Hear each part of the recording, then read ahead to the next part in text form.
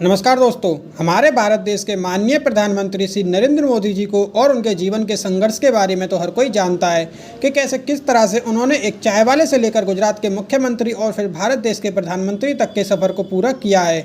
नरेंद्र मोदी जी ने हमारे भारत का नाम पूरी दुनिया में रोशन कर दिया है। तो आज हम इस वीडियो में प्रधानमंत्री श्री नरेंद्र मोदी जी के जीवन संघर्ष की और उनकी उपलब्धियों के बारे में बात करेंगे। लेकिन वीडियो शुरू करने से पहले आप इस चैनल को सब्सक्राइब कर लीजिए, क्योंकि इस चैनल पर आपको मिलेगी एकदम ऑथेंटिक जानकारी, वो भी एकदम आसान भाषा में। तो दबा दीजिए इस लाल बटन को। अखंड भारत के लिए जीवन समर्पित है मेरा। जो देश को चाहते हैं वो और कुछ नहीं चाहते। मेरी धरती मुझसे पूछ रही कब मेरा कर्ज चुकाओगे। मेरा अंबर मुझसे पूछ रहा कब अपना धर्म निभाओगे। मैंने वचन दिया भारत माँ को तेरा शीश नहीं झुकने दूंगा। सौगंध मुझे जिस मिट्टी की, मैं देश नहीं मिटने दूंगा। ये देश नहीं मिटने दूंगा, ये देश नहीं झुकने दूंगा।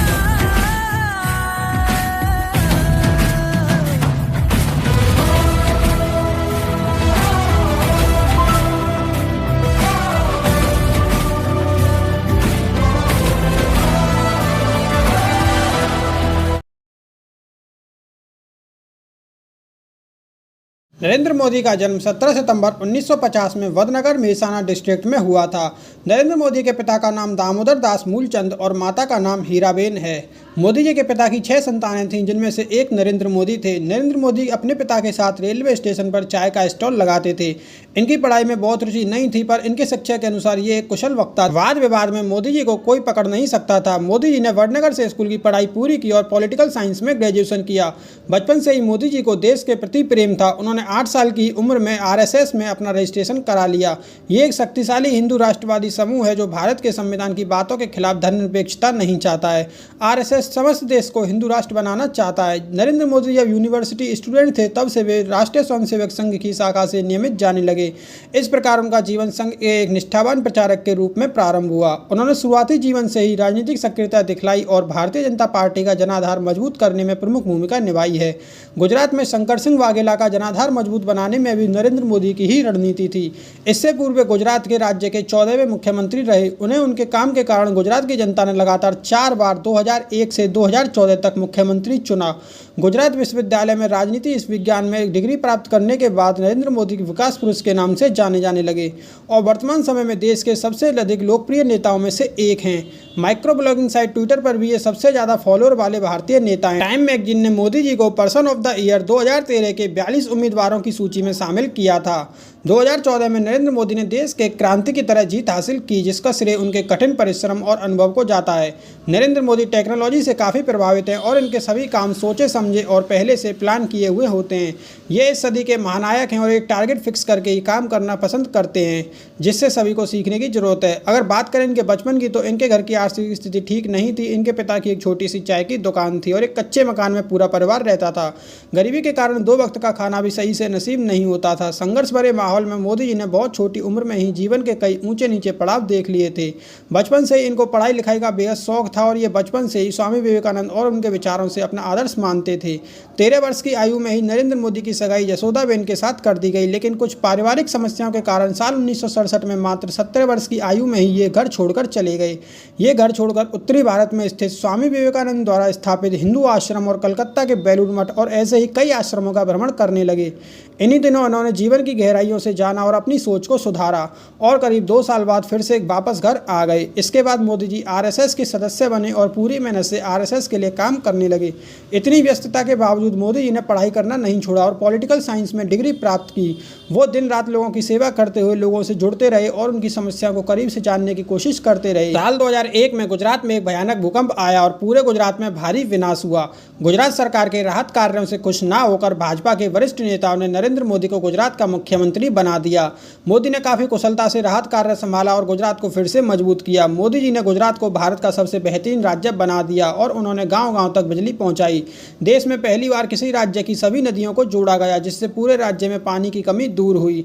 एशिया के सबसे बड़े सोलर पार्क का निर्माण गुजरात में हुआ और गुजरात के सभी गाँव को इंटरनेट से जोड़ा गया और सभी को टूरिज्म को भी बढ़ावा दिया गया। मोदी के कार्यकाल में गुजरात में बेरोजगारी काफ़ी कम हुई और महिलाओं की सुरक्षा में काफ़ी मजबूती आई और इन्हीं कारणों की वजह से गुजरात की जनता ने मोदी को 4 बार लगातार अपना मुख्यमंत्री नियुक्त किया। प्रधानमंत्री बनने के बाद वे भारत का कुशलता से नेतृत्व कर रहे हैं और भारत को नई ऊंचाइयों पर पहुंचा रहे हैं। उन्होंने कई विदेश यात्राएं की और भारत की छवि संपूर्ण विश्व में मजबूत की। इसी कारण विदेशों द्वारा भारत में काफ़ी इन्वेस्टमेंट हुआ है। मोदी ने पड़ोसी देशों से भी काफ़ी अच्छे संबंध बनाए हैं। मोदी ने जनधन योजना, स्वच्छ भारत अभियान, मेक इन इंडिया और डिजिटल इंडिया जैसी कई योजनाओं की शुरुआत की, जिससे भारत में काफ़ी विकास हो रहा है। गुजरात के विकास के लिए इन्होंने बहुत सी योजनाएं चलाईं, जिनमें से कुछ हैं पंचामृत योजना, सुजलाम सुफलाम, कृषि महोत्सव, चिरंजीवी योजना, मातृ वंदना, बेटी बचाओ, ज्योतिग्राम योजना, कर्मयोगी योजना, कन्या कलावाणी योजना, बाल भोग योजना। नरेंद्र मोदी ने 26 मई 2014 को भारत के प्रधानमंत्री के पद की शपथ ली और वे भारत के प्रथम प्रधानमंत्री हैं जिनका जन्म आज़ादी के बाद हुआ है। मई 2014 में अपना पद संभालने के बाद से ही प्रधानमंत्री मोदी चहुमुखी और समावेशी विकास की यात्रा पर निकल पड़े हैं, जहां हर भारतीय अपनी आशाओं और आकांक्षाओं को पूरा कर सके। पहली बार प्रधानमंत्री जनधन योजना के माध्यम से अभूतपूर्व बदलाव आया, जिसके अंतर्गत यह सुनिश्चित किया गया कि देश में सभी नागरिकों के पास उनका बैंक में खुद का खाता हो। कारोबार को आसान बनाने के लिए अपने लक्ष्य को केंद्र में रखकर मेक इन इंडिया के और उनके आह्वान से इन्वेस्टमेंट और उद्यमियों ने अभूतपूर्व उत्साह और उद्यमिता के भाव का संचार हुआ है। श्रमेव जयते पहल के अंतर्गत श्रम और सुधारों की श्रम की गरिमा से लघु और मध्यम उद्योगों में लगे अनेक श्रमिकों का सशक्तिकरण हुआ है और देश के कुशल युवाओं को भी प्रेरणा मिली है। पहली बार भारत सरकार ने भारत के लोगों के लिए 3 सामाजिक सुरक्षा योजनाओं की शुरुआत की और साथ ही साथ बुजुर्गों को पेंशन और गरीबों को बीमा सुरक्षा देने पर भी ध्यान केंद्रित किया। जुलाई 2015 में प्रधानमंत्री ने डिजिटल इंडिया बनाने के उद्देश्य से डिजिटल इंडिया मिशन की शुरुआत की, ताकि टेक्नोलॉजी की मदद से लोगों के जीवन में बेहतर बदलाव लाए जा सकें। 2 अक्टूबर 2014 को महात्मा गांधी की जयंती पर प्रधानमंत्री ने स्वच्छ भारत मिशन देश भर में स्वच्छता के लिए एक जन आंदोलन की शुरुआत की। अब बात करते हैं इनके राजनीतिक जीवन के बारे में। जून 2013 के लोकसभा चुनाव में बीजेपी की ओर से मोदी को प्रधानमंत्री उम्मीदवार घोषित किया गया, जहां कई लोगों ने पहले से ही उन्हें भारत का प्रधानमंत्री मान लिया था, क्योंकि कई लोगों का मानना था कि मोदी में भारत की आर्थिक स्थिति बदलने का और भारत का विकास करने की ताकत है। और अंत में मई 2014 में उन्होंने और उनकी बीजेपी पार्टी ने लोकसभा चुनाव में 534 में से 282 सीट प्राप्त करके ऐतिहासिक जीत हासिल की और इसी जीत के साथ उन्होंने भारतीय राष्ट्रीय कांग्रेस को हराया, जो पिछले 60 सालों से भारतीय राजनीति को संभाल रही थी। और भारतीय जनता ने उस समय दिखा दिया था कि वे उस समय मोदी के रूप में भारत में बदलाव लाना चाहते थे। 1987 में नरेंद्र मोदी भारतीय जनता पार्टी में शामिल हुए। बीजेपी में वे दिन ब दिन आगे बढ़ते गए और सामाजिक हितों के में कई काम उन्होंने बीजेपी में रहकर किए। उन्होंने बिजनेस के प्राइवेटाइजेशन और छोटे बिजनेस को बढ़ावा दिया। 1995 में मोदी राष्ट्रीय मंत्री के रूप में नियुक्त हुए और 1998 में चुनाव में बीजेपी को आगे बढ़ाने में उनका सबसे बड़ा हाथ था। फरवरी 2002 में जब मोदी गुजरात के मुख्यमंत्री के रूप में सेवा कर रहे थे, उस समय गुजरात में एक ट्रेन पर किसी ने अटैक कर दिया। उस समय कई सारे दंगे भी हुए थे, जिससे हिंसा बढ़ती गई और इस वजह से मोदी सरकार को उस समय कर्फ्यू की घोषणा करनी पड़ी। कुछ समय बाद शांति की स्थिति आई और तब मोदी सरकार को कई लोगों ने पूरे देश में क्रिटिसाइज किया, क्योंकि उस हमले में 1000 से भी ज़्यादा लोग मारे गए थे। मोदी के विरुद्ध 2 जांच कमेटियों को गठित किया और सुप्रीम कोर्ट ने पाया कि मोदी के विरुद्ध कोई गवाह नहीं है जिससे उन्हें दोषी ठहराया जा सके, इसलिए उन्हें निर्दोष साबित कर दिया गया। अब अगर बात करें इनकी उपलब्धियों की, तो इंडिया टुडे द्वारा 2007 में एक सर्वे हुआ था जिसमें मोदी को सर्वश्रेष्ठ मुख्यमंत्री साबित किया गया। टाइम मैगजीन के एशियाई संस्करण पर भी ये कवर पेज पर दिखाई दिए थे। 2014 में CNN, IBN न्यूज़ नेटवर्क द्वारा इंडियन ऑफ द ईयर चुने गए और 2014, 15 और 2017 में भी टाइम मैगजीन के विश्व में 100 सबसे प्रभावशाली लोगों की लिस्ट में एक थे। 2014 और 2016 में टाइम मैगजीन रीडर्स पोल में मोदी को पर्सन ऑफ द ईयर यानी कि साल के सबसे प्रभावशाली व्यक्ति का खिताब हासिल किया था।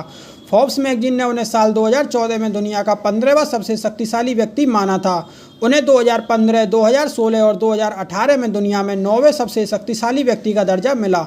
2015 में मोदी फॉर्च्यून मैगजीन की दुनिया में सबसे महान नेताओं की पहली वार्षिक सूची में 5वें स्थान पर थे। अपनी प्रीमियरशिप के दौरान भारत 2018 में वर्ल्ड बैंक द्वारा बिजनेस रैंकिंग की लिस्ट में 100वें स्थान पर पहुंच गया था। तो आज की इस वीडियो में हमने बात की है प्रधानमंत्री श्री नरेंद्र मोदी जी के जीवन संघर्ष के बारे में कि किस तरह से उन्होंने एक चाय वाले से लेकर गुजरात के मुख्यमंत्री और फिर भारत देश के प्रधानमंत्री के तक के सफर को पूरा किया है और वो भारत देश का नाम पूरी दुनिया में रोशन कर रहे हैं। उम्मीद है आपको वीडियो पसंद आई होगी। अगर पसंद आई है तो इसे लाइक कीजिए, शेयर कीजिए और ऐसे ही अमेजिंग वीडियोस देखने के लिए चैनल को सब्सक्राइब कीजिए।